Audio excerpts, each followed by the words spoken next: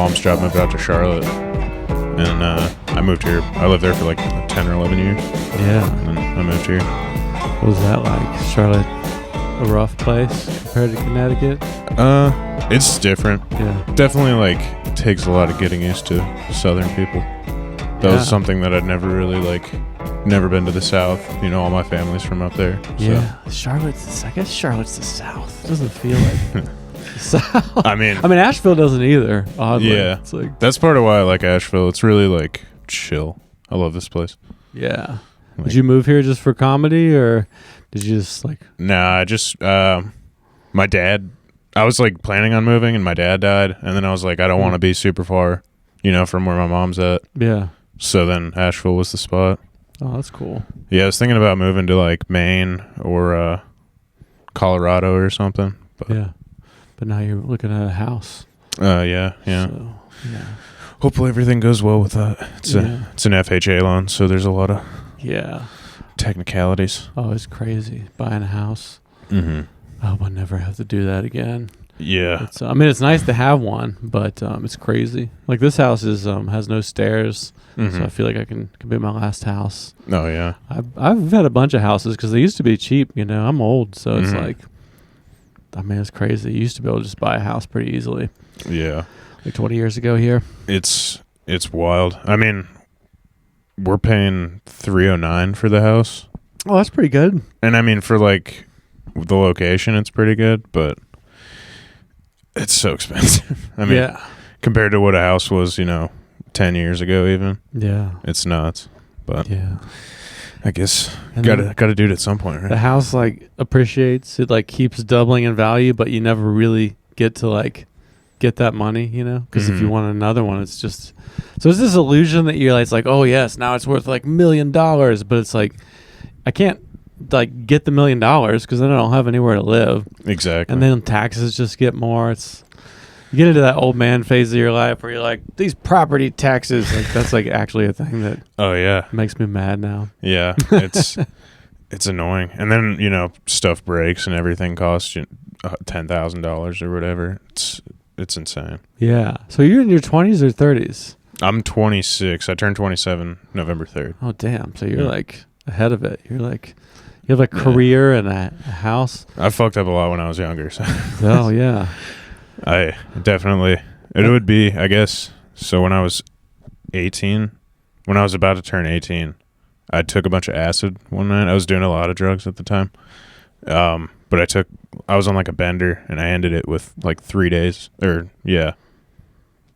like 2 days up. And then I took acid at the end of the 2 days and then I blacked out and punched a cop in the face. Oh, yeah. I just I didn't really like realize what had happened. Usually acid doesn't make you do that. No, kids. It was probably the other drugs. It was definitely the other drugs and just stress. I was a complete screw up, but then, it'll be, 10 years since that happened, and I'm buying a house now. So yeah, I mean that's a common thread is like the people in high school that were like the most fucked up, like just got it out of the way. I mean, a lot of them are dead, but then like a lot of them like were like, oh shit, I just did it all, and then by the time I was like 20, I just like got my shit together. So it's kind of this weird thing where sometimes like the craziest, most fucked up person in high school is like doing the best now. Yeah, like do it then. Like it's not. It'd be super sad if I was like, I'm gonna do it now. I'm gonna like start punching cops. I mean, I've so much to lose. That was kind of my thought. I was like, I'm gonna just do all this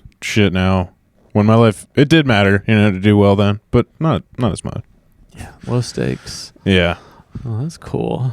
Yeah, I'm pretty happy about it. And you learn from it because I mean, most of these deadbeat comedians in their 30s. Oh yeah. They'll have a career or a house or anything like that. Mm-hmm. I mean, it's tough though. I mean, I don't know. I really was trying for a long time to just do comedy, but it's impossible to survive. Yeah, I think it's better not to. Like I went through all that with music where the people that really tried to do it for a living, it was like the saddest thing I'd ever seen in my life because you just have to, like if I was just trying to make as much money as for comedy, I would have to do every corporate cruise thing. and I would never get to like go to alt rooms. So it's like, Yeah. it's almost. I think the real genius strategy is like get a job that's like good enough. Mhm. It doesn't ruin your life, but then you have the time and money to like pursue it on the side, because then you can do what you want with it. That's what I tell myself, because that's kind of my thing. Yeah. I was like, I need to have a job where I can do what I want to do, because if I don't do all that shit, then it's like my job just makes me depressed. yeah. I mean, and you have a job. It's like, I really think like AI. I've been doing coding for like 15 years, and it's like, now they used to talk to me and then I would tell the computer, and now it's like, I think pretty soon you're going to be able to just say to AI what you want and it's going to build it. I really believe that it's going to happen in the next few years. So That's I crazy. think you're like blue collar, like stuff with your hands that's not going to be AI-able.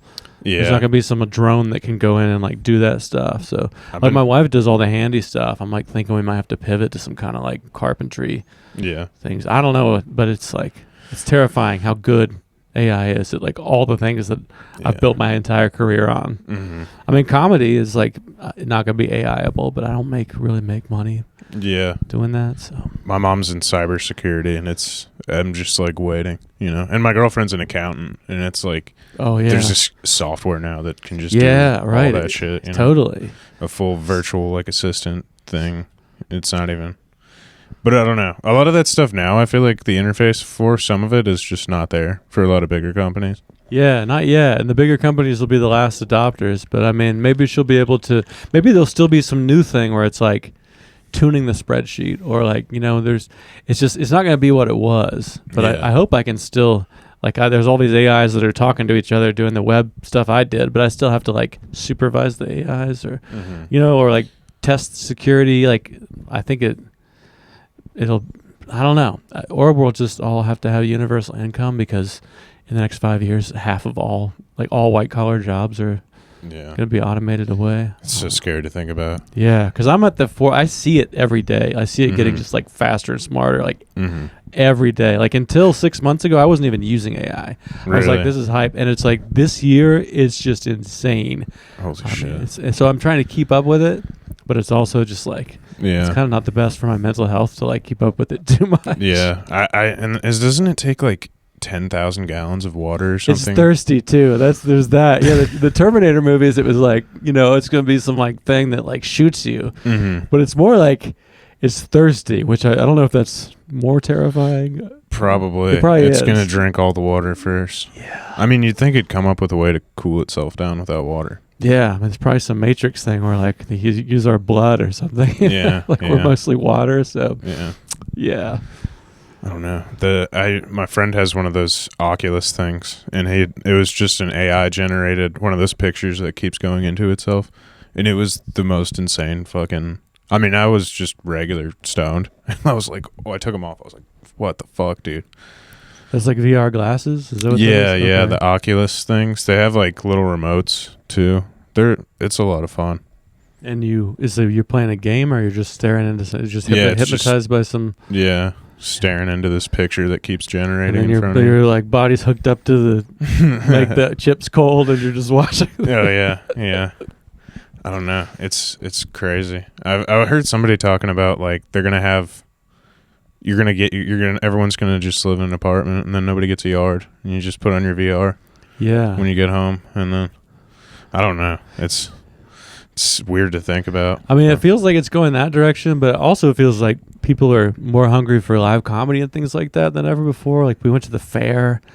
Like I work virtually, but then I'll go to a comedy show or a fair, and I'll be like, there's still like a lot of people that want to be amongst the people and smell things and connect. So yeah, I feel like I don't know. I feel like most things are going to be fine usually. Like I feel like at least try to keep myself in the mindset. Yeah, I do too. I sort of like, I guess we explore that stuff on here, but I feel I'm an optimist. I have kids. So it's like, if we do all die in 6 months, I don't want to spend the next 6 months cowering in fear. It's like, I still think this is the best time to be alive of all time. Like, there's no other, I wouldn't like rather be alive 100 years ago. I 100% agree. Even like the 90s, like, I mean, it's cool to have all the information.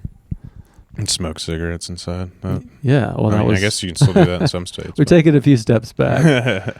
There's a place in Chattanooga that I go called JJ's, and they smoke inside there still. It's like grandfathered in. Oh, really? There's like some places you can still. Yeah, there's a couple bars in Knoxville that I found. You can smoke inside. Do they do it? It has to be on a patio, or is it like? No, it was in the bar. Yeah. It was just separate sections. That's fair. It's like, don't fucking come in here. There's like 3 places that are full of smoke. You don't need to go in there and be an asshole about it. Like, exactly. let those people.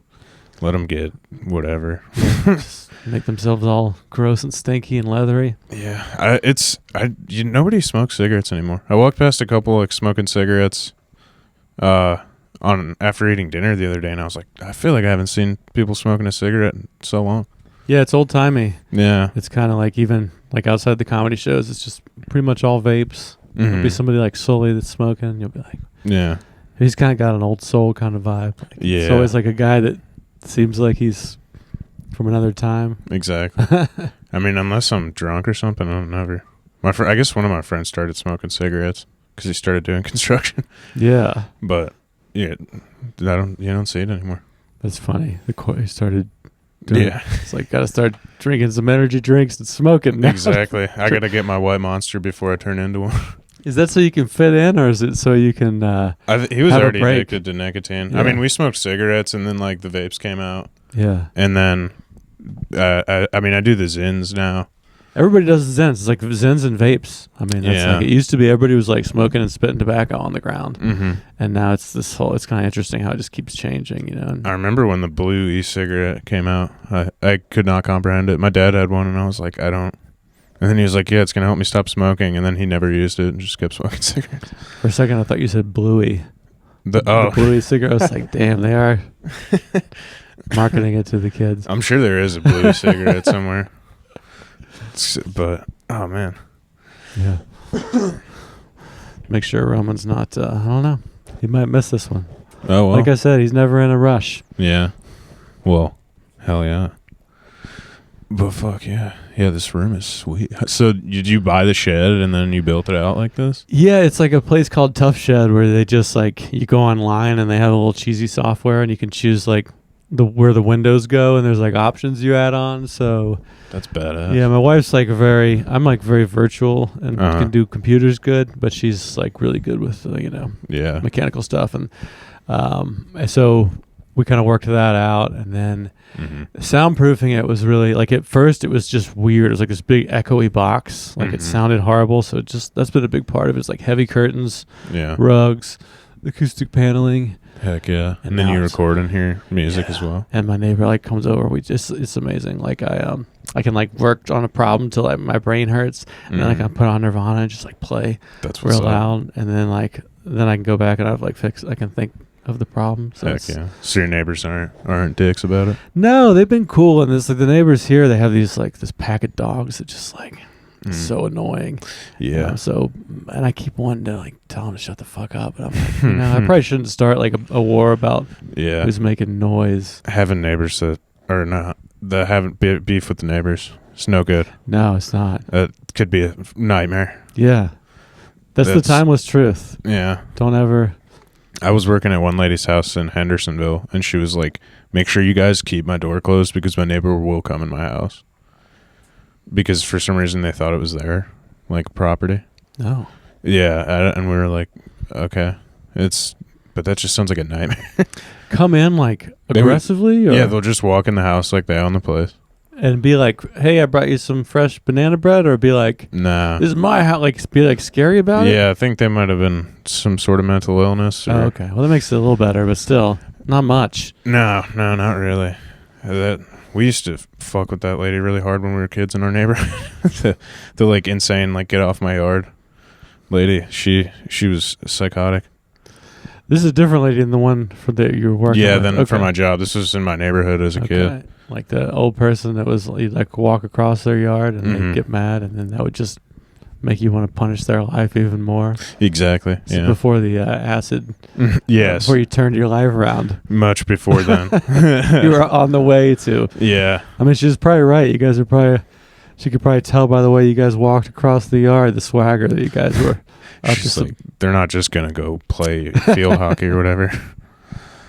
You're not going to the library. Yeah. I mean, that was I was pretty feral as a child. I was raised by a single mom, so it was like a lot of just do your own thing. Okay. Which was nice. You mentioned your dad passed, but they weren't together. Yeah, they got divorced when I was 4. And my dad, lived in like the same town as us. He was always around. And then when we moved, kind of lost contact with him for a while. Yeah. But he moved down to the beach before he died. So he was down here for probably 2 or 3 years. Okay. So, yeah. He's an interesting dude. He liked booze. That was his thing. Yeah? All till the end? Oh, yeah. That's what killed him. Yeah. But that'll do it. I've just kind of gotten off that. I was kind of headed.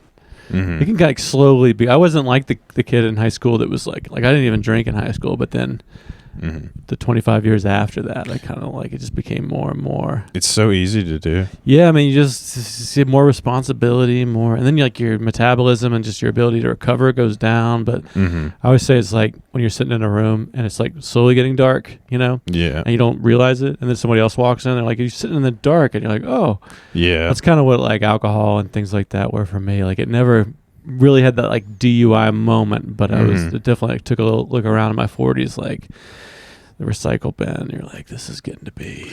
Yeah, and it takes such a toll on you, Yeah, like, and I got kids, so I'm like, yeah, I don't think I was like ever like sloppy, but it was definitely like, I should like kind of try to rein this in. Yeah, I've definitely been trying to cut back on the drinking, and it's hard because I'll not drink for a little while. And then when I do drink again, I'm like, oh, yeah, this is fucking awesome. Yeah, this rules. Yeah. I mean, that's what I did for like 5 years is I take a month off. I'm like, I took 30 days off. I'm not an alcoholic. I could do that. But then it would go right back to the same amount, after like a few weeks. Yeah.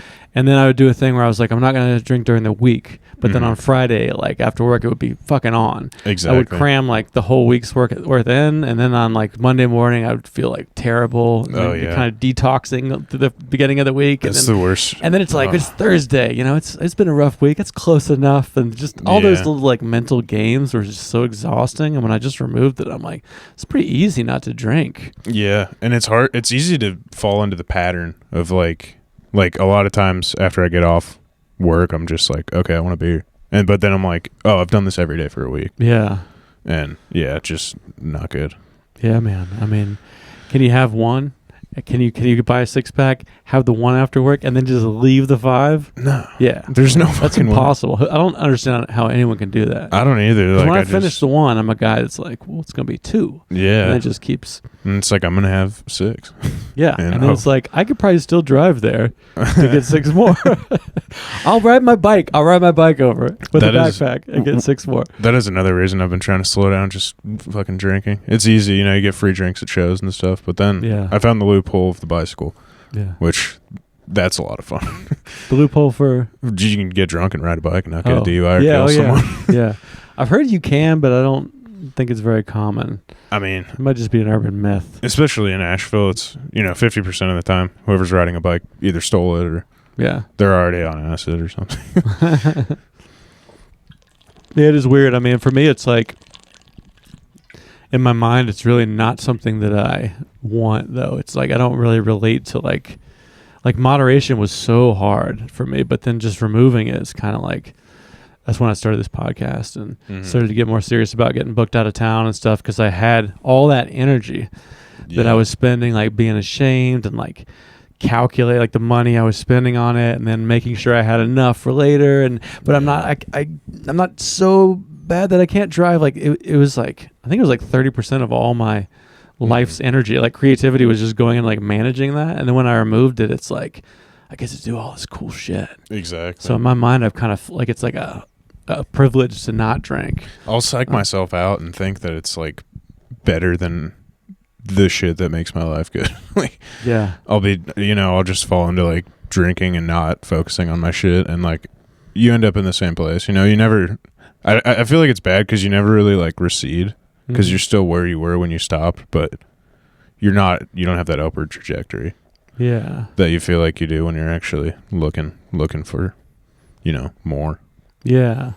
And I mean, you seem like you got your shit together pretty good. You're like in your 20s. I mean, I didn't even stop till I was like in my 40s, Yeah. I mean, I still drink every once in a while. Yeah. But, it's especially like with stand up, like I have to like force myself to not drink because I'm like, I'm here to work on something. Yeah. Not just, for a while it was just like, oh, I'd go and get trashed. And it was fun because I knew people there, and it's like, it's fun to a point. Yeah. Because then you start sucking and you're like, damn. Yeah.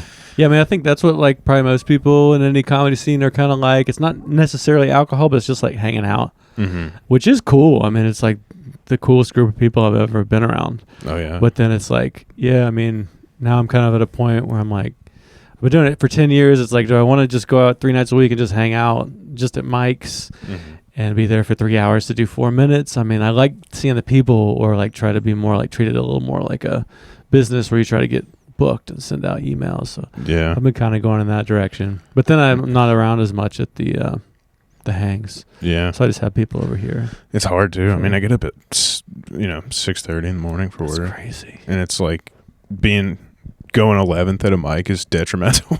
Yeah. It's like at a point where I'm like, when I go up, I'm like, I couldn't even remember what I was here for. Yeah. Yeah. And it's like just a few minutes. How long have you been doing stand-up? Since 2019. Okay. Yeah. So it's a good chunk of time. Yeah. Pre-COVID, right? Yep. Yeah. Pre-COVID. Well, not a lot of us left. The pre-COVID comics. I do you remember the virtual open mics?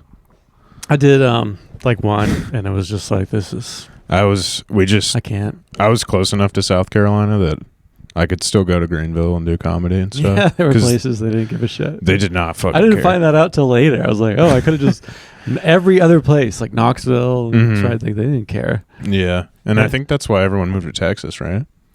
Yeah, that was a big part of it, definitely. Yeah, that was part of that whole, for sure that. Because Joe Rogan would just say all the time, he's like, do whatever we want here, unlike in California. With those bastards. Like, and every young bro, like sitting at home during pandemic, that decided to start comedy. Yeah. So they could imitate Shane Gillis. Pretty much, yeah. Who is... Or they started their own podcast. Yeah, I know. I should have started this one earlier. There's so many. Yeah, my buddy started one.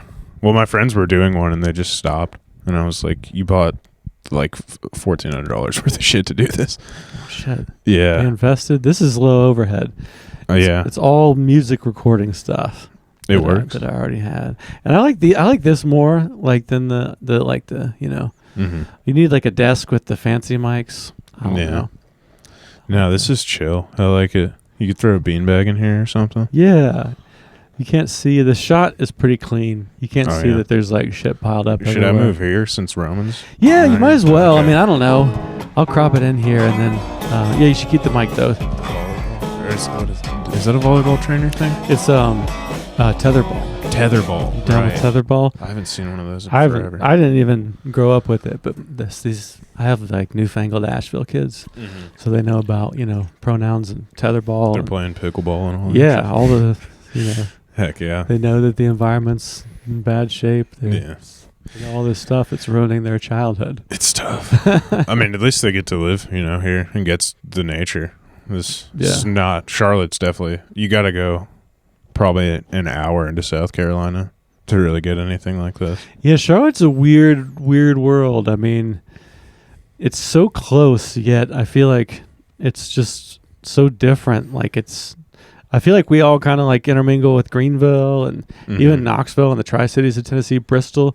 But there's something about Charlotte where it's like it seems really. Yeah. I don't know why. Well, it's majority of people there are from New York.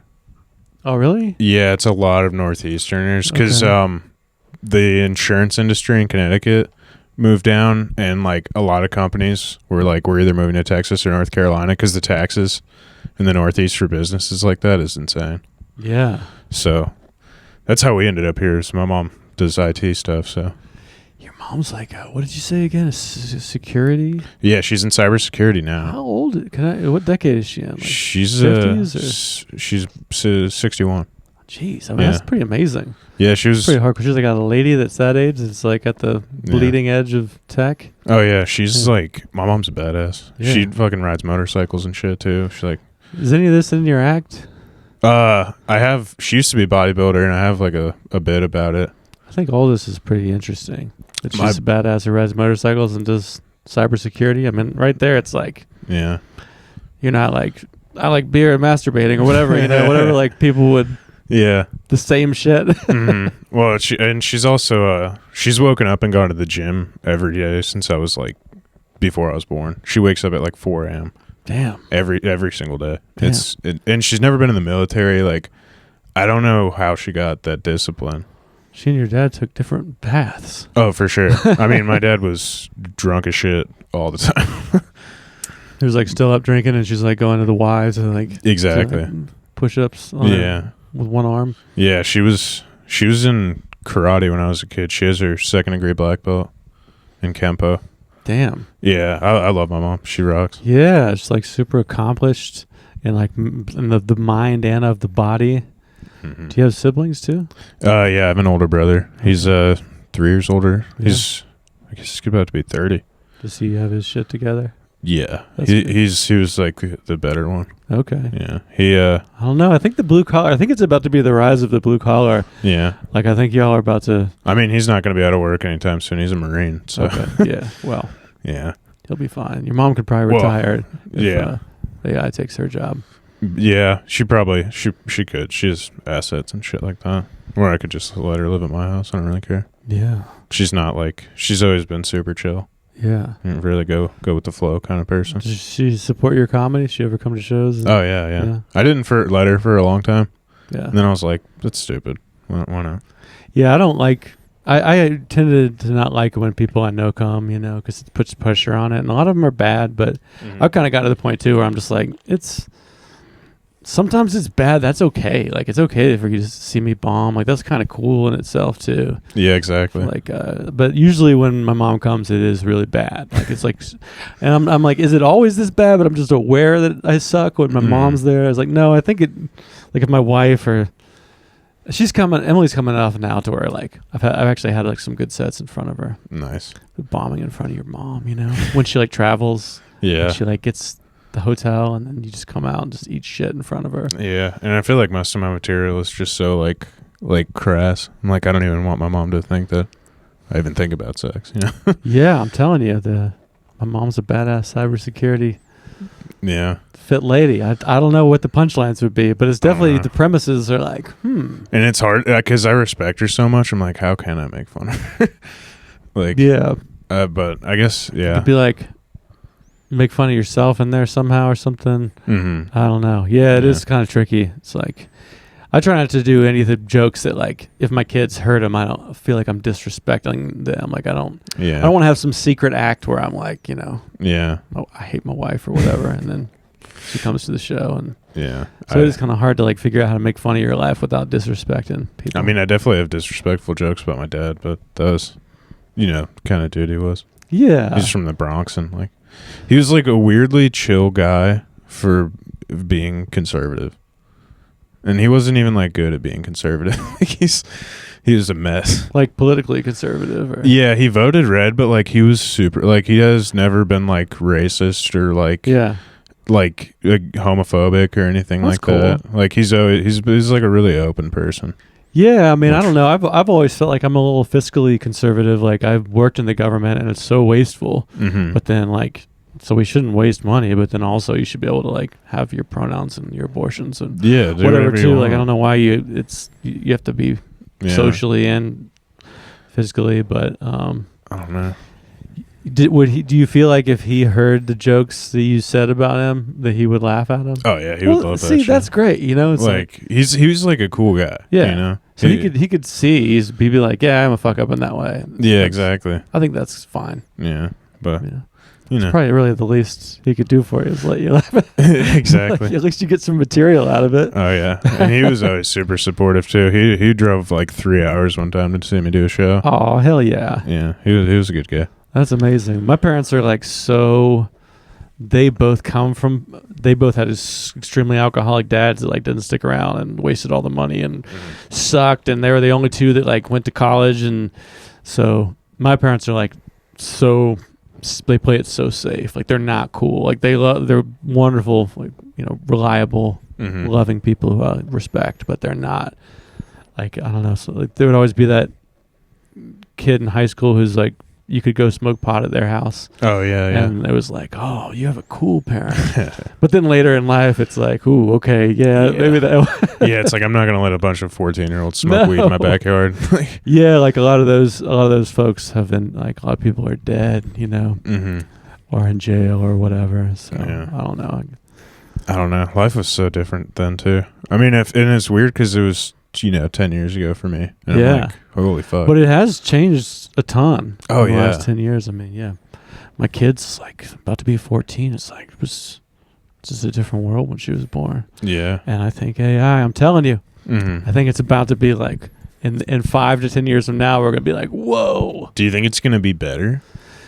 I mean, I do think that it has the potential, like everything to be like both, double-edged. So, I mean, I do think it's possible that it could, like, some super intelligence could help us solve some of the problems we have. Like, I'm kind of optimistic about that. Get us to space and shit. Like, different. And just like working out our differences, like thinking problems, it can do real well. And I hope that like maybe as I do more AI, it makes me think like, what does it mean to actually be like human? Like comedy is like really a human thing to like talk in person. That's why this podcast is not digital. Yeah. So I think it has the potential to help, but of course it's like, I don't know. There's a lot to be concerned about. Yeah, I feel like once it gets like really ingrained in media, that it's like normal for AI to.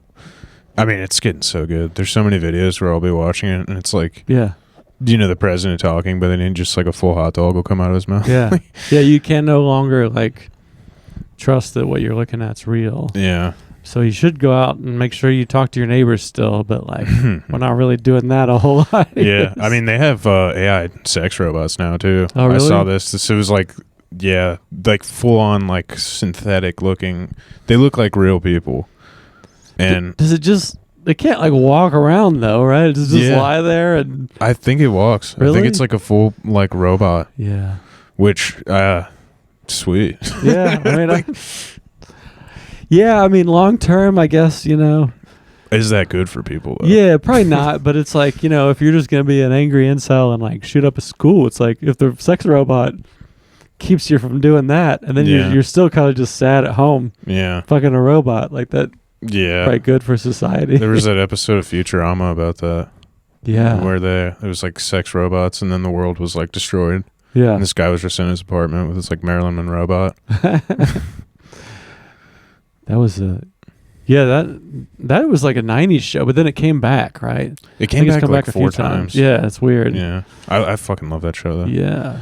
The Simpsons is my favorite by far. The first like 9 seasons are some of my favorite cartoon. Oh, that's crazy. Ever. That stuff's way old looking now. Yeah. It's like I started watching it with my kids and I'm like, let's watch the ones from when I was your age. And it was just like, hello, boy. And we couldn't even quite understand. So now we're kind of watching the new ones. Yeah. But yeah, I mean, that came out when I was in the 5th grade. Oh, wow. Changed everything. Heck yeah. It was like, up there with like Kurt Cobain's death as far as like pop culture was never the same. Oh, yeah. After The Simpsons came out. That's so cool. Got a message. Is this from Roman? Shit. Did he forget? Fucked up the date. That's all right. Well, at least I made it, dude. We fucking tried to do this like 9 times. Yeah, I know. It's Yeah, I'm pretty bad at scheduling. I've been trying to work on that. I had one night I had to go to Charlotte and I had 2 shows booked. And then I got up there and I was like, oh fuck, I'm on a 3rd show. Yeah. And I had to cancel. Yeah, that's all right. I mean, I appreciate you. I know you, like, for people that actually have jobs and responsibility, it's harder. Yeah, I didn't want to be doing I don't know what Roman's excuse is, but but it's also like I was doing them like evenings and weekends, but I've found like I'm trying to do a lot of podcasts. So if I just go like the evenings and weekends are my family time, unless I have a show, and then I can sneak the podcast into like, I can kind of flex my hours. So is this the only pod you do, or do you do other podcasts? Yeah, like do you have another show, or is it just this? Just this. Nice. It's the Home Planet. Yeah, this is Heck episode 132. Holy fuck! So yeah, I'm trying to get to 1,000. That's my goal. Hell yeah! And I'm gonna get there. What happens after that? I just feel like I'll be happy. I don't know. Yeah. Like, I mean, I think like when I started comedy, like I was like, I did it once and I was like, okay, I'm going to do it 50 times. And then after I did it 50 times, I was like, I'm going to do it 1,000 times. Like I'm a data numbers guy and I'm almost to 1,100 now. I just feel like when you look at the whole shape of it, But then if like a set goes bad, Mm-hmm. it's like, well, of course that's good. If you do 1,000 sets and they're all good, that's worse. You know, you want some bad ones. Yeah. So like viewing the whole shape just helps me like manage things mentally. And with the podcast, kind of the same way, like just do a ton. And I found like every time I talk to somebody, like it kind of helps my comedy too. Like we're holding microphones, we're kind of, yeah, you know, and I want my comedy to be more like less scripted, more like in the moment. So it's like, it's just exciting to think like when I die that I'll have had like at least 1,000 cool conversations. Like what AI, you know, I'm like hooked up to the thing being like probed, but I'm like, I talk to 1,000 people in real life, you know? I feel like that's such a good way to like, you know, have like a positive mindset, you know, because you know this cool conversation's coming, and you're like, if you're at any point where you're like, dude, I just sharded and I'm fucking at the mall right now with my kids and I'm such a loser, you're like, oh, I've had 1,000 cool conversations. Yeah. That's sweet. Yeah, that's how I think. It's like life really is like about connecting, and I'm really good with computers, and like I don't want to drift too far, so getting people in the room and talking, I think really is what it's all about, as cheesy as that sounds. I feel like it's so easy to get lost in the computer realm. Oh yeah. And even today I was like, there were these outages and I was troubleshooting stuff, but I was like at 2:00 I'm gonna be like talking to some interesting people, you know. So yeah, dude, yeah. I just know when I'm onto something. Like there's so much chores and drudgery, and I just know like I did a few of these, and I'm like, this is gonna be great. It's like when I first started playing music, I'm like, I'm gonna do this shit forever. I know this is cool. Yeah. And most things are not, you know. Yeah, that's how I feel about comedy. It's like comedy and exercise, and I guess spending time like with my girlfriend, you know. Time with my family and stuff like that. That's all you need. That's like the whole AI doom thing. It's like you get to do that shit. I mean, you look at like how people have lived throughout all of time, and even in the world today, like we're living in the land of abundance. Oh fuck you can work you want to have to work some to enjoy time with your girlfriend. Yeah. So you can carry your health. I mean, this is the golden age. And it feels good to earn money and like have a responsibility outside of like the rest of your life. Totally, it really does. I mean. I've like, I don't know. I mean, I'm not like trying to shit on like rich kids that don't have to work for anything, but it's like, it's boring. Yeah. All those people that I knew, they're not happy. Yeah. And they get so weird. It's like they like never settle down with somebody, and they're like, I got to keep my pile family's of diamonds. money. Yeah. It's like, ooh. It's weird. I don't know. And I mean, I feel like even with, I try to never ask for like a handout or anything. Like I want to earn whatever I'm going to get. I feel like that's a good mind frame to have. Like having a goal is the only way I'm like not gonna fall into some kind of depression or some weird mental state. Same for me. Yeah, I mean, I think all this people are like, why do you do all this shit? You have a job and a family. Why would you be like doing comedy and podcasts? Everybody's like, I don't really get depressed because I have that kind of shit. And I think if I was sitting around, I probably would. Yeah, I was talking to David Baker about that one time. It was like. People are like, I don't get how you can get out and do like comedy every night, and it's like, I don't get how you can't. Yeah, you got to have something. Like if you're just going home and going back to work, like it sucks. yeah. So I wonder, I've always meant to ask him. I don't know David very well. If the title of his podcast is true, like if he actually. Oh, I did this instead of killing myself. Yeah, like I'm like. I think he was like during the pandemic is what he told me. Yeah. It's like. I can't tell if it's a joke or if he legitimately. I could go either way, you know. Yeah. If he's like, no, I've had some dark. I don't think he would have killed himself. Yeah. He makes so much fucking money.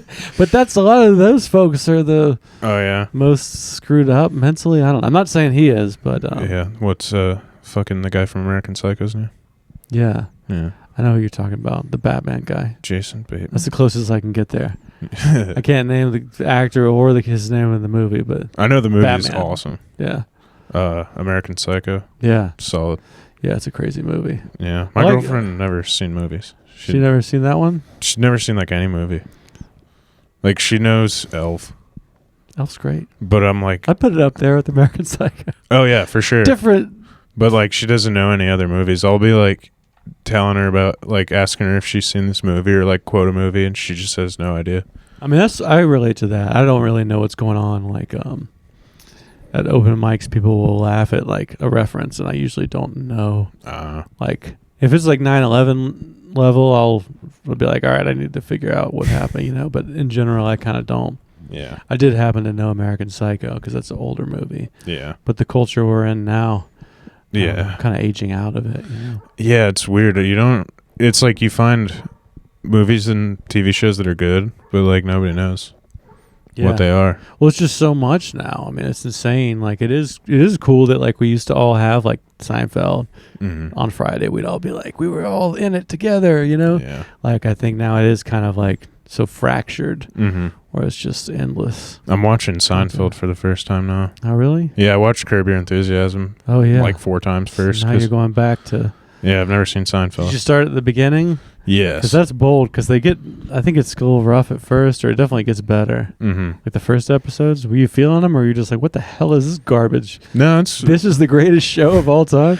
It was, I mean, I liked it. I knew it was going to get better. And, I mean, just like Larry David's writing is amazing. Yeah. Like all of his shit is so funny. Yeah, Seinfeld gets a lot of shit from like, since I've been doing comedy, people are like, oh, it's that hacky way of talking. And it's like, the reason that seems hacky to you is because he was such a big deal that everyone started talking like him. Yeah. Like everyone my age, like that, we remember like that was like, it was the biggest thing ever. What's the deal? Yeah. I mean, we were just, and comedy was kind of like not that big in the 90s too. So he was kind of like this beacon of, that was like some of the first stand up I really saw was his little in between, you know? Oh, yeah. Like, yeah.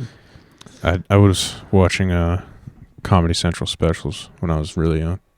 That's since cool. Yeah, I never had any like parental controls on the TV. Oh yeah. So I would just watch Comedy Central all the time as a kid, and that made me want to do comedy. Yeah. And then I did it. So. How old were you when you did it the first time? I want to say I was 19. Yeah. If it was 2019, no, it would have been 20, I guess. 19 or 20. I think 19. Okay. But yeah, it was at the Comedy Zone, and I didn't have any jokes written. I'd never seen stand up live. Comedy Zone in Charlotte. Yeah. Back when they had an open mic, but I'd never seen it live or anything, so I had no idea. You have to write all this shit down. Yeah, I was one of those people who thought like, oh, they just make all this shit up there. I think that's what everybody kind of assumes. Each time you get up, you like just say a bunch of like we're doing now. You know. Yeah. You just talk. Yeah, and I feel like I've done what's it called? Crowd work shows. Those are a lot of fun. Yeah. Yeah, I'm trying to get more into that. I mean, I'm always trying to do more. Like this is a exercise in that, you know, like I feel like an audience can tell when you're reading a script in your mind and it's less engaging. And then like you got to have some breaking the fourth wall energy. I love have you been to CJ's mic, the hot seat? You know, I haven't. Like Mondays. It's a small room for sure, but it's a lot of fun. Yeah, I need to go. I mean, I went at Alley Cat a few times. Oh yeah. Lately I've been kind of doing the Wednesday mic and then trying to do more like out of town stuff. But yeah, I mean, I hate that there's a bunch of new mics that I haven't. Hillary had one last night, right? Did you go to that? Yes. Yeah, I was there. Was it cool? It was good. Yeah. It was at Ben's Tune Up, which is. It was the most like least people I'd seen in there, so I'd only been on like a Saturday night or something, and it's all college kids. Yeah, but it was good. There was people. Yeah, it was a good time. There's so many mics now, and that's kind of part of my conflict. Is like if I had infinite time, I would hang out at the mics because that's like the community and being around that energy is cool. Yeah. And yeah, when I did CJ's mic at Alley Cat, it was like you do an interview too, so you get to practice, and I think that's cool for people that don't like you, like maybe your first time. You're like, I haven't written anything, but you can still get up there and hold a mic and be terrified. And yeah, he'll do questions now where you can write a question and then the comic answers it. It's fun. It's like a lot of exercising. I feel like it's great for Monday too. It gets you like juices flowing. I feel like it's so easy to like, for me at least, it's easy to just like, oh, I missed one mic and I'm not going to make it any this week, you know? Oh yeah, for sure. I mean, it's like a momentum thing. Like it used to be, I go out 3 nights a week. That's my goal. It's kind of changing a little now that I'm traveling. That's like more hours but I would do Root Bar on Sunday, vomit out. You get a little more time, you know, and not a lot of people are there. Do like maybe like 8 to 10. Here's just what I'm thinking from the notebook. And then like, okay, there was like 3 things in there that were good. Go to the odd on Tuesday, punch them up, and then 4 minutes on Wednesday, actually try to make jokes of it. And I loved that. It was like, yeah, if I didn't go on Sunday, I might just not go. But then it's like the 1, 2, 3, and it's like you start at like Swan and Noah, it's like redneck, and then you go like super woke West Asheville, and then you go to the middle where it's like tourists, old people from Charleston. Yeah. And it was like such a great gauntlet. I do love that the best mic is Wednesday. Because, the 2 days leading up, I'll write a new joke on the weekend and then have it ready for Wednesday to actually see if it's where it should be. Yeah. Yeah, I like Third Room a lot too. I made it there like a week before last. That's something that I'm going to...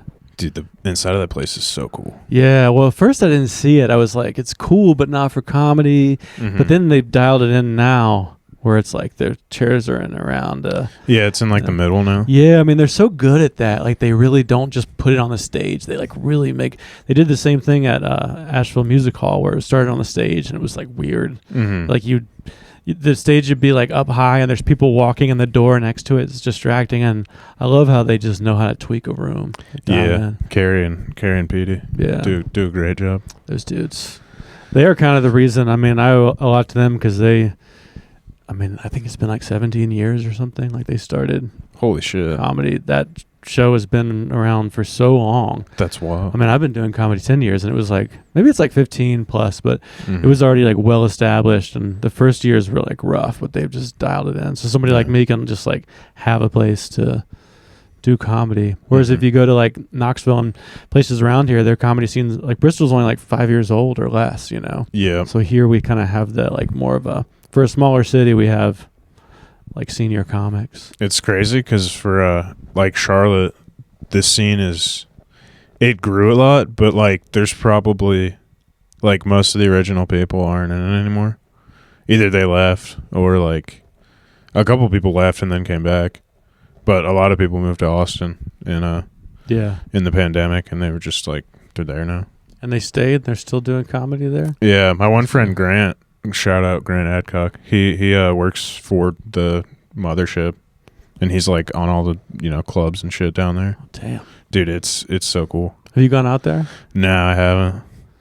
I haven't either. I've heard it's fun. Yeah, I mean, I need to do it. I'm not sure it's going to be what my flavor of comedy is, but I feel like I have to walk up and down that street and just experience it. Like, yeah, I don't know what it would really be. Because Asheville I feel like, I don't know, it's its own niche, We got our own thing going on here. Yeah, I mean, even to a point where it's like, that's why I'm trying to get out, because I did comedy here. Mm-hmm. I spent a lot of years doing a lot of the same jokes in the same rooms here, so I'm really like, I kind of have that mindset of like, I'm 46, like I'm trying to like do as much as I can with this now. I'm not going to wait until I'm like 70, Exactly. So a lot of the things that we laugh at here are just not as broadly appealing to other places. This is Roman like blowing me up here. That's all right.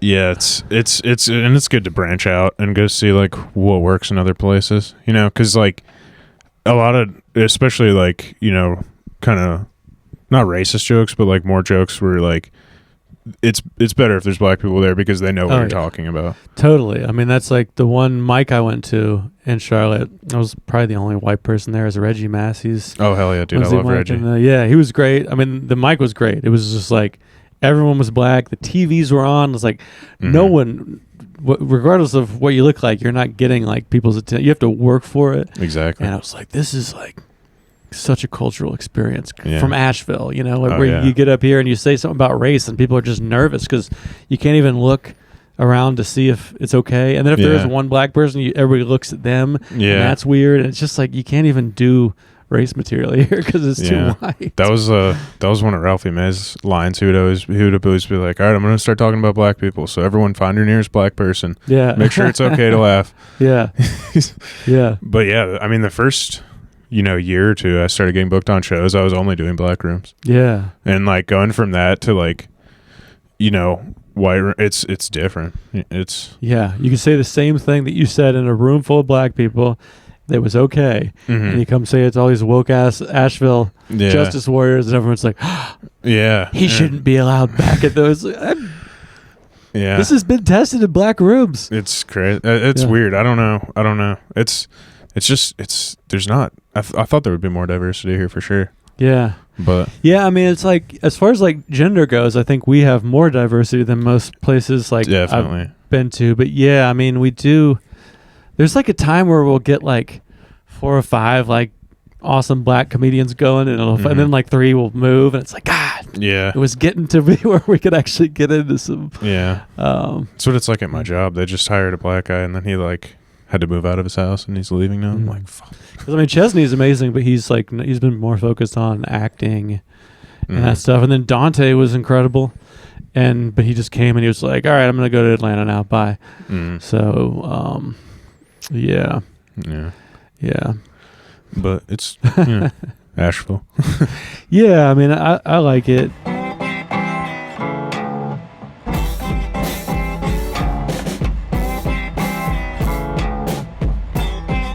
When you were growing up, did you do like other stuff before comedy? Did you like play in bands or do theater or writing a journal that you didn't tell anybody about? I like drawing a lot. I've always been skateboarding my whole life.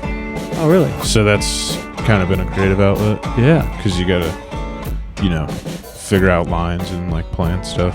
But I've always been really into drawing. I really like English in school. Oh, really? Yeah, I was good at English and story writing. Oh, that's cool. And I always liked comedy. And I guess I got in trouble when I was in like 3rd grade because I was standing on my desk trying to tell people jokes. So it's always kind of been more comedy oriented with the art for me. Have you tried saying that on stage? You standing on your desk telling jokes? No, I don't think. I'm telling you, some of the stuff that comes out in here is kind of. I've gotten bits out of it, because you're like, it's like relaxed and long form, so you just get to things that I wouldn't get to, and I'm like, I got 4 minutes. Hey, here's my list of.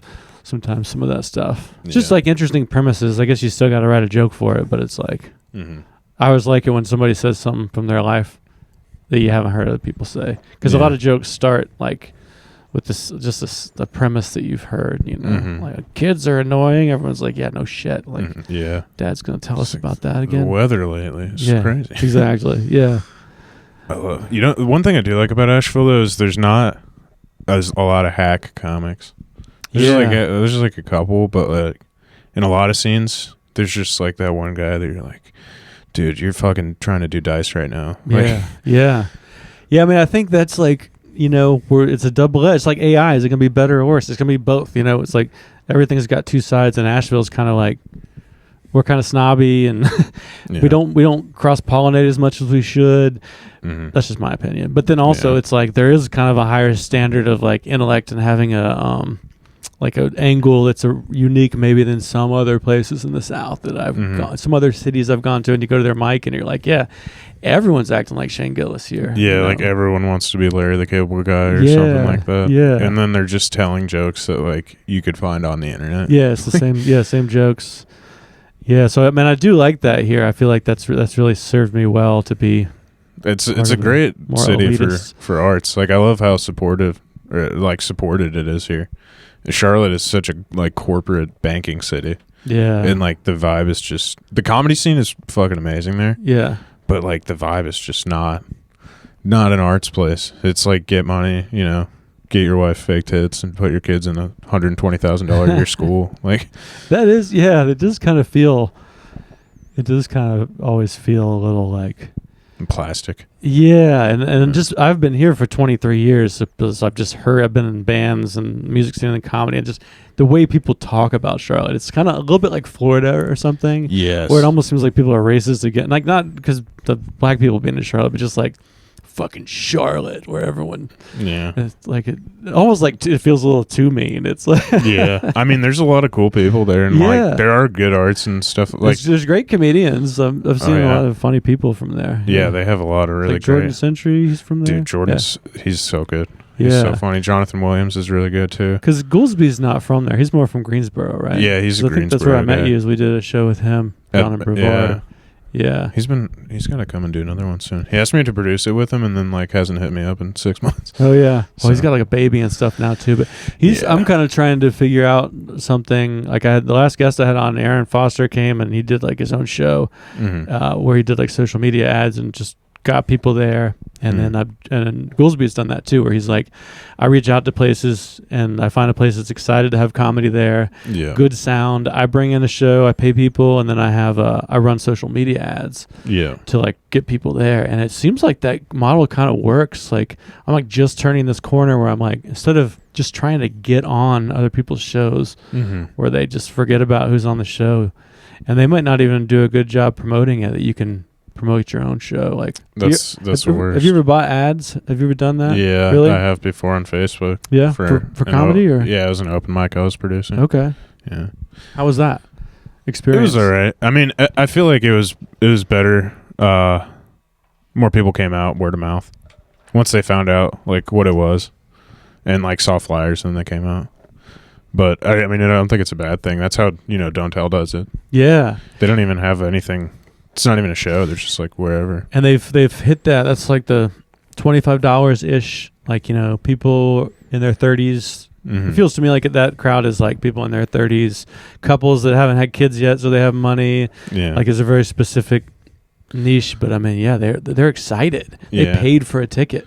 Yeah. It's not like the free in a brewery shows. Or Asheville, I've seen at the Don't Tells. It's been a lot of old people at the few I've done.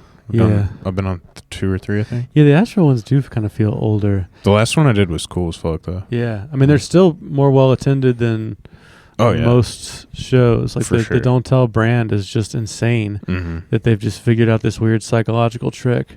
Yeah. You could in Myrtle Beach, even there. Better comics for $15, or you could pay $25, and who knows? Exactly. And people are like, I want the $25 one. I bombed so bad on the Greenville one. Yeah? Yeah, it was bad. That dude never asked me back. I don't think he will. But well, it's hard. The Don't Tells are like they're so good, but it's like I feel like everybody's trying to get those spots, and it's like there's just those people that everybody's trying to get on the shows, and then they give you like, I guess it's like standard just bad pay for what we all make. You drive somewhere. I mean, how much It's not like you're getting like $100 in a hotel or more than that, So you're definitely like shooting for break even. Yeah. So I mean, there's also that nature where I think Don't Tell is pretty exploitative, whereas like the comedy clubs, they're exploitative too. But it's just I don't know, trying to figure all that stuff out because I'm not really trying to like compete against all the 26-year-olds for the rest of my life that like want to do like a $40 show and drive there and back that night. It's like, is there some way to figure out how to do a better show myself? Yeah, it seems like having some kind of brand is like the way to do it. Yeah, like Goolsby's got the Yonder Mountain, he's got the logo. Yeah, like what's it called? The Next Stop. Those ones are getting pretty big too. Yeah, where it's pretty much the same. They say the location, but it's pretty much the same. Copy thing. the Don't Tell thing. Yeah, yeah. There's all these rooms out there. We find some local guy to like set up the stuff and host it, and then we make. That's what's so hard about producing those. You have to have the venue behind you. Yeah, like if the venue's not with it or with the promotion, like it's not good. Yeah, and a lot of the venues are, even if they're excited, it's like some horrible brewery with like dogs and children and echoey sound, and there's like the beer vats are like and people are like walking in front of the stage to the bathroom. It's like just done so many things like that for so long. The guy that I had on the last show is really interesting. He has a show that he takes around and he looks for like 50 to 100 person black box theaters. So he did it at Diana Wortham, and then he like hits with social media ads, and if he can sell like $50, $25 tickets, he can cover all of his expenses. Dang. And so he gets in a nice space where people paid to see his show. Yeah. And there's good sound and it's classy, and he's like, I'm not trying to like compete for just like the brewery spots. I just talked to him before you, so I'm kind of like, I'm processing that out loud. I'm kind of trying to figure out if I can do something like that, Yeah. Like create your own brand and your own show. Yeah. Where you can get a better time up there instead of just like sending out a million emails trying to get these like 10-minute spots. Yeah. For $30. That's why I really like what David does, because he does he'll find like a big city and then do like the biggest town near it. So like Asheville, he goes to Ballard. Or like Atlanta, he's in like Athens or something. Genius. Yeah, it's so smart because those people are like going to Atlanta for comedy shows and shit anyways. they're excited. Like in Atlanta, they don't give a shit about you. They're like, Yeah. we have a 1,000 cool things tonight that's ours. This is in Atlanta, you know. But if you go to like Hendersonville, Brevard, a lot of the best shows I've had in music and comedy, they're like, there's comedy this month? Oh, yeah. Oh my God. Like it's at the place we know in our downtown. And they're like appreciative, you know, like the big city crowds, people are just like that guy sucked. I could do that. Yeah, exactly. Why am I even here? There's so many other cool things happening. I think that's my favorite thing about like small town shows is that people have realistic expectations, you know? They're not like, fuck, I could do this better than that guy. Like the people that stayed in the small town, they got the small town dreams. Yeah. Like, I don't need to move to New York City and risk it all. Exactly. It just needs to be 7 out of 10. Yeah. I mean, I kind of believe that like in some ways like the small town, it's kind of like blue collar work is like, I never understood why like writing a paper on Emily Dickinson means you're smarter than being able to like fix a car. You know, it's like, I think you can bullshit one, but the other you actually really have to be smart for. And I think that like there's this idea that big city audiences are like more cultured and smart, but actually the folks that are like a little more down to earth might be more genius. And like my music, like I would rather, I'm not trying to please like some jazz snob in the back with a music degree. Like I'd kind of rather make a regular person feel something. Yeah. So I'm kind of, that's what I like about the small towns. If it's like not pretentious. Exactly. It's like real people. Yeah. But then they're like, oh man, it's a lot of those people are out of their fucking minds.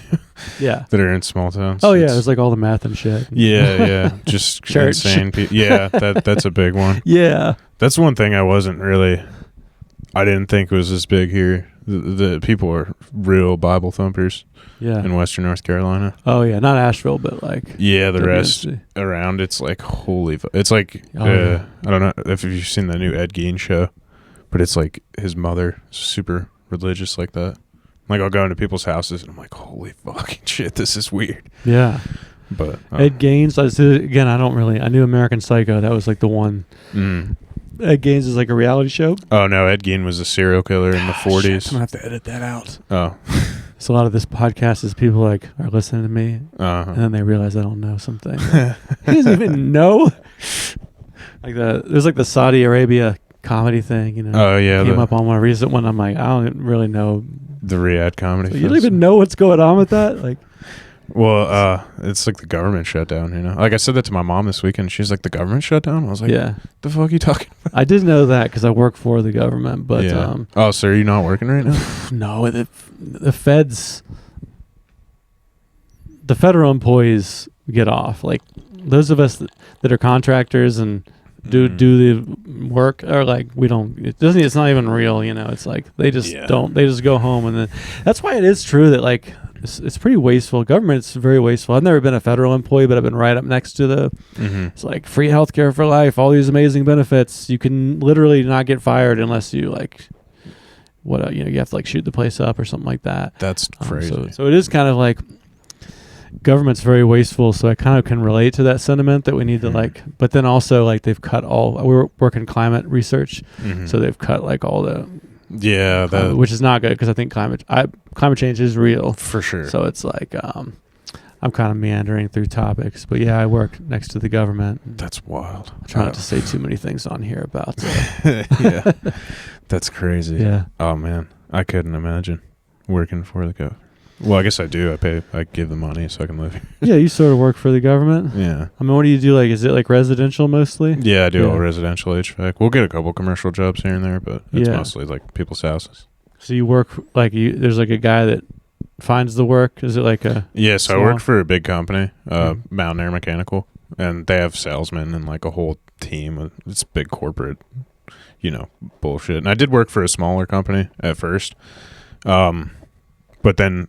A couple years ago, like every company that made over $3 million a year got bought out by some giant corporate entity. Oh, wow. Yeah, like all the smaller companies got absorbed by these big companies. Oh, that's crazy. Which, I mean, like, if somebody was like, hey, I'll give you $5 million and you don't have to do this anymore, I would be like, yeah. Yeah. Yeah, one of my buddies that started a software company just did that. And all of his employees are like they sold out. And he's like, I worked my ass off for 20 years and now I can retire. Like, yeah, sorry. I feel like a lot of people don't like recognize that. Like a lot of people, there are those annoying people who are just shitty that got everything given to them their whole lives, but like majority of people work their fucking ass off. Yeah. Like nothing just is free, In comedy too. I mean, even like, people love to hate on Matt Rife, for example. I'm not saying he's like a great comedian or something, but like, I think it's easy to just be like, the algorithm just decided. It's like, well, he did do comedy for over 10 years, and clocked a lot of hours, and he would edit all his own videos. I mean, he did hustle hard, whether you think his jokes are good or not. Like, exactly. It's just people want to say that happens more than it does. I think like people in comedy, I think people work really hard. Like most of the people who listen to podcasts or you work with a headliner that's like just a little bit above you, and you see just how much they're grinding and how much they stay out and talk to people in the lobby. And I mean, it's one of the only things that you can do that you're like, as you're doing what you prepared for, you're like, this is a complete fucking disaster. Which is like such an insane thing to have to bounce back from and do it again.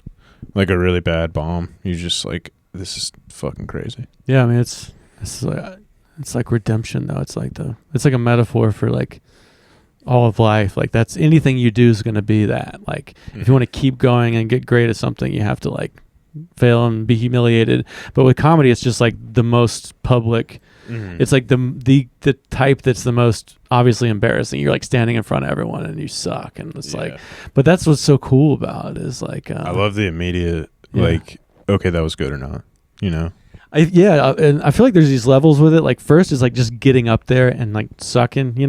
There are those people that are like the rare percentage that don't know when they suck ever, and then I don't know what you do with that. That's just the problem if you can't tell. But for most of us, we get up there and we suck, and then you have to keep getting up, and that's like just to get through that and make it for years is like hard. But then I think after that you have to like start sending out emails and trying to like try to promote yourself, and like a lot of people like don't ever do that. And then I'm thinking now like I'm guessing like trying to run my own show or like be like, I have a special and this here's my name, like trying to like, you have to keep. There's just a part of me that's always like, you shouldn't be doing that, you fucking loser. There's that voice in your head. I think we all have that voice, but it's like you have to keep kind of like making bold, risky moves. I feel like it's easy to self-sabotage too in your mind. Just be like, a lot of times if I'm doing like a lot of stand-up, I'm like, damn, I'm kind of being a shitty person in the rest of my life right now, but like I'm not. You mean just like because you're a narcissist or like? I guess so. That's my version of it. It's like if I was a good dad, I wouldn't even be trying to have these people listen to me. Which isn't true, That's I believe that most of the time, No, that was a big thing when my dog was still alive. I'd be like, fuck, dude, my dog's at my house. Like, I need to get home to my dog. It was a big thing for me. But you're just out here trying to get attention like some exactly shitty person while your dog's at home. Yeah.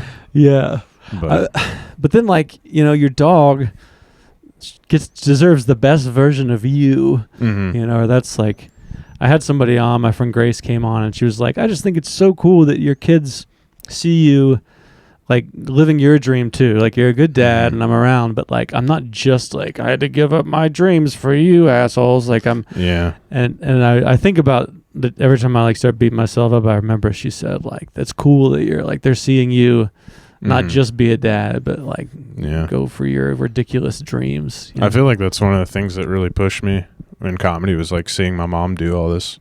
I mean, she was like running marathons and doing shit like that. Damn. My whole life, like growing up, like watching her have other shit that she pursued outside of her career. She got to come on the podcast. I'd like to talk to her. Oh yeah, I she can get her like, to come. Kind of person. She rocks. That's the energy I want to be around, I think that's kind of what's cool about stand up too, is like, people are like, I was joking when I said a bunch of like, freeloaders or whatever I said at the beginning about how everybody's in their 30s and doesn't have a career, but I'm kind of joking, but I mean the fact that people like are getting up and going out every week and getting up and trying to say their things, I mean it's just it's that energy of just being around those people. Whereas like a lot of people I work with, they just go home and watch like Netflix shows, and then they just come back to work. Like you were saying, like I want to kill myself. I feel like it's a big hole. Like we said earlier, getting lost in the screens. I I know so many people that are just like they're dangerously addicted to video games, like to a point it's like crippling their lives. Yeah, and it's sad as fuck. Yeah, it's just it sucks, dude. Like, who gives a fuck if you have a skin? Like, yeah, video games are fun or whatever, but that's not the end all be all by any means. Yeah, that seems like one of the big like male loneliness epidemic things. Mm-hmm. Like, I don't know what's happening with young men, but seems like video games, not getting laid. Yeah. Just like all these, like, how would you not just be like some angry, like fucked up, lonely person if that's like what your life was? Well, and I'll see a lot of like, younger people, and they will end up like getting in a relationship or something, but like it's like completely unsatisfying. Yeah. They're just gaming all the time, not really like living their lives. Yeah. But then there's some couples who like game together. That's good. And like, that's good. She's asleep in the next room and you're like up with the headset mic on, like killing like 1,000 zombies and then watching a bunch of porn, like just wiring your brain to just be oh yeah. Which I mean, like, that sounds like a good time. Oh, it sounds like a great time. Yeah. I mean, that's like with alcohol or somewhere, it just keeps. Yeah. It's like after like 20, 30 years, it's like your dopamine is so fucked that like there's just never going to be enough. You're like sitting there trying to have a conversation and you're just like, exactly. This is not extreme enough. Yeah. That's why I try to just exercise is my thing. That's all. Got to just work out all the time. What kind of workouts do you do? I like cardio mostly. Yeah. Yeah. I'll do like upper body stuff, but like body weight, push-ups, pull-ups and shit like that. Yeah. But then, hiking and like trail running and mountain biking. Oh yeah. Yeah, those are the big ones. But yeah. I just like to get outside too. Being outside is my favorite. Well, that's the best thing about working from home too, is I play drums, it's very physical, but then I'll go running too. Mm-hmm. And it's just like, just like the sweat and the sun and have a podcast in. It's just the best. Like I work my brain hard so I can have that pay off. Exactly. I can't focus on anything else either if I'm not exercising, Yeah. It just messes me up mentally. Yeah, it's like, it's important. I think it's the main thing. Mm-hmm. Yeah. That and then not eating a bunch of crap. Yeah.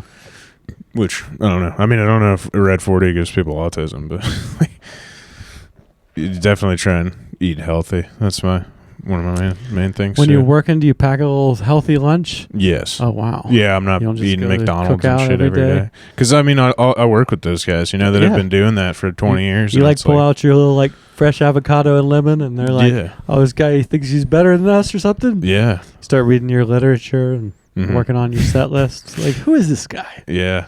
No, and I mean, I'll see those guys and they seem unhappy as hell, You're filling your body with fucking poison for 20 years. Yeah. Not even thinking about it.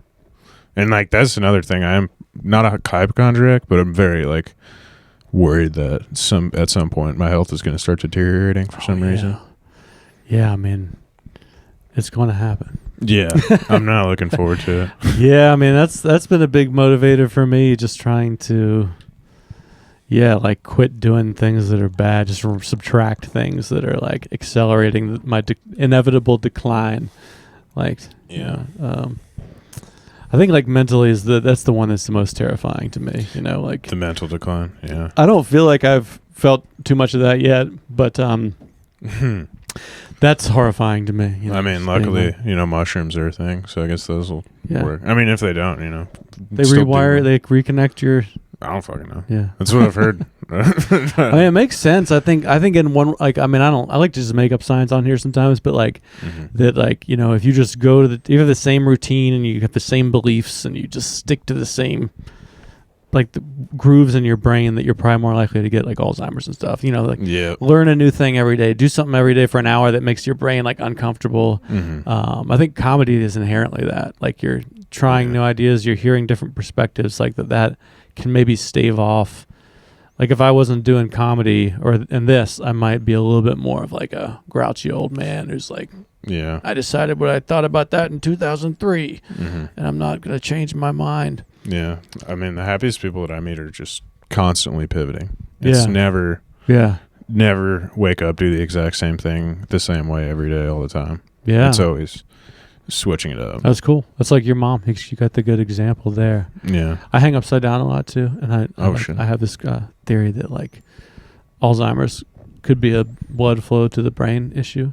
Hmm. That like your shit just dries up. Yeah. And like if you hang upside down, all your blood goes to your head. It all goes like it doesn't get stuck in your feet. It goes to your brain because I'll get stuck on like problems at work. And I'll hang upside down for 10 minutes, and when I flip back over, I have the answer. Do you have an inversion table? It's I was looking into those, but it's a big ugly thing. So I have a pull-up bar in the house, and then I put on these boots, and I just flip up and hang. Oh shit! And it's incredible. I mean, yeah, that's gotta feel so good on your it back. feels so good. It's like the most comfortable position that there is. You just hang there. Hell yeah! So I like put my kids in there at night, and I'll like hang upside down and tell them a story. We'll just hang out. I'll just be like hanging upside down. That's sick. And all the vertebrae get like it's just like so good. Even just thinking about it, I'm like. Stretching is the biggest thing I probably should do more of. I fucking suck at stretching. I'm like the least flexible person. It's tough. Yeah, I mean, if you're not getting injured, I kind of feel like stretching is like maybe, I don't know, just being like strong and being able to move seems, you can't do it all, Exactly. Like getting your heart rate up. I've been doing the running and like really slow. I run like real slow now, but then I've been doing, like the Better Me ads. You get those. It's body weight men's stuff. Oh yeah. They targeted me as like, as like fit old dudes, but I just like, I don't buy the app. I just like do screen recordings of the exercises and just do all the little stuff. That's the way to go. But it's hard, man. I mean, I've always been like skinny as fuck, but even just get to like this age and I'm not even drinking and stuff, but still it's just always trying to. It's just like the metabolism is just like that. I'm not looking forward to that. My metabolism's so high right now. Like I can eat whatever, and then I'm usually fine. That's how I was like that until like late 30s. Like it didn't, and then it just caught up quick. Like during COVID, and that's kind of when I had to stop drinking and stuff too. Because like I could do all that shit. I could stay out all night drinking and like just wake up feel amazing. Yeah, just eat like crap all day. No, it's the just best. Be like skinny and fit. I don't know if it. I mean, I guess that's testosterone, right? Yeah, I've never had mine measured, but that. But I feel like if you're getting your testosterone measured, like it's. What are you doing? Just let it go. Like that's like a thing. I'm like, and then I get it. Like, am I gonna have to do that? Like, yeah, am I gonna have to start getting like? Nobody ever did that before. Like, yeah. What are the repercussions of that? Yeah, it feels like I don't know. I'm kind of scared to like get it measured because then my doctor be like, now we got to start. It's like I got to start doing that old man shit now. Well, too. and like people will get like I remember when I was a teenager, I would just get fucking pissed for no reason. And like that happens. Like people will get it. Yeah, like the rage. Yeah, roid rage. Fucking crazy. Yeah. Charlie Sheen was. I don't know if you watched this documentary or not. No. It's great. It sounds great. I mean, I'm not gonna say he's the man because he's a fucking horrible person for a lot of what he did. I mean, I guess he's cool now because he's clean. But like, yeah, he was doing testosterone like therapy or whatever, and it was like this cream, and he was like picking his kids up, and they were getting it from his like skin. Oh no. Yeah, and he was smoking crack too. So I'm sure that was the crack plus the testosterone. The crack was like getting onto the mixing with the testosterone. Yeah, I mean, I feel like I've always felt like I've had high testosterone because I have a lot of drive, for things. But I guess it does kind of like taper off. I mean, I kind of like started to accept that. Like, I think people maybe. Gender's kind of dead. I know Asheville, there's no such thing as gender, but it's like as you get older, you just kind of become like a blob, It's just, like, yeah. So it's like men become less like ragier, and then women, it's just like I can't have babies anymore. It's kind of like I'm trying not to fight nature too much. Like I don't do the hair pills or, it's just like once you start fucking fighting nature with like the Botox, I don't know. I don't even like taking Advil because I'm like, what the fuck is this shit? Now I'm gonna just need this every day. Yeah. So and like people get addicted to what is that shit? I'm blanking on the name. Benadryl. Like penicillin pills and shit like that. Yeah. People will get to like points where they're like have hives if they just don't take that every day. Yeah. Which is like terrifying to think about. Yeah. Or like with depression medication, stuff like that, SSRIs. Oh yeah. I'm like so worried about, being addicted. Yeah. And then the factory, they just like don't make it anymore and you like you can't even like be. You're having a seizure or whatever. Yeah, you're like so much instead of just learning to deal with it. I mean, I try not to judge though, because I've been through phases where I've said like, you shouldn't. Oh, like I have a lot of people close to me and in my family that are like, really like, hey, I need this shit, so I'm not going to kill myself. I'm like, all right, I'm not trying to. I know. I judge, feel like but if someone needs it, like definitely take it. Like, but if you're supposed to be on meds, it seems like we are kind of just in a culture where it's just like the first thing you do is like just there's a pill for that. So it's like, you know, it should be kind of something. Maybe have you tried exercising every day for 100 days? Yeah. No, you didn't. You just wanted the pill. Yeah. So you could just like go through the cookout drive-through and just.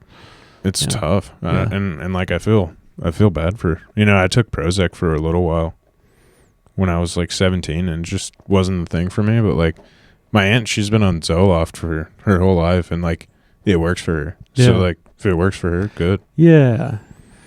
I mean, I'd even say like I try not to judge, you know. Yeah. I try not to either. For you, it's like don't rob anybody, you know. Exactly. If you have kids, you probably shouldn't do it, but I don't know. I mean, to say it's wrong. I mean, I feel like people definitely don't need to have Adderall. I feel like that's one for sure that it's like... That's the methy one, right? That's like the ADHD where it's... Yeah, so it is meth.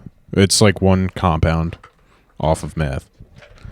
Which it's... I need to focus on my studying today. I'll take some of this light meth. And I mean, and I've heard people say like, it's the greatest thing ever. And I've heard people say it ruined my fucking life. And, and like what people have said about that one was, because I got diagnosed with like anxiety, but then they were like, it also could be ADHD. It's like right on the line. So I almost did Adderall, but then some people were like, don't do it. And other people were like, do it and give me some. It's amazing. It's weird. The last time I took Adderall was because everybody in HVAC does Adderall if they're not just straight up smoking meth. but everybody I worked with, like they you're over there with your healthy lunch that you packed at home. Like, I'm gonna get a workout in afterwards. And they're like, this stoner idiot is fucking. You'd be the only one alive. Exactly. But now, everyone was taking that shit. And my coworker, we had a big job one day, so he's like, "You want an Adderall?" And I was like, "Whatever." And like it made me like everything I was doing, I had to be so precise that it ended up not working out well because I wasn't moving at like a pace. I was like, everything has to be absolutely perfect. Like you kind of need to be good enough a little bit sometimes. Perfection is like paralysis. Almost, yeah. It was like something that you're just like, I should stop working on this because it's done. But that does sound nice to me because I do have problems focusing if I'm not interested. If I'm interested, I can focus. But I ultimately decided like I don't think I want to know what that feels like because it's like with alcohol and other things like then I might just after I might like that a lot and then every time I'm trying to focus I'm like wish I had some fucking Adderall. Like I just have that in my mind for forever. Like, it's like caffeine. Like I used to not drink coffee or any kind of caffeine and like I would stay away from it. And then like I started casually drinking caffeine and then now it's just every day. Like, if I don't have coffee, I'm fucked. Yeah.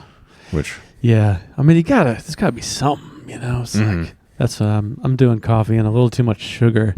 Oh, sugar's a bad one. Yeah, I know. That's like, I mean, eventually it's like, I won't do that either. I don't inhale any things anymore. I don't do weed gummies or anything. So I'm kind of like leaning into the caffeine and sugar. But this is decaf tea. But I think the sugar might be the thing that's like making the weight. I think the sugar is kind of like I'm not really counting those calories. Well, I think it's adding up. When you stop drinking too, your body craves the sugar from the alcohol. Yeah, you're like some little rat with the fucking. I'll eat like candy bars and shit when I stop drinking. After like it's like a week or two when my body's finally like, okay, we need more sugar. Yeah. But I don't know. We should wrap up on that note. We've hit our time. Heck yeah. Well, thanks for having me. But it was great. It was great having you on. Thanks for coming, Jordan.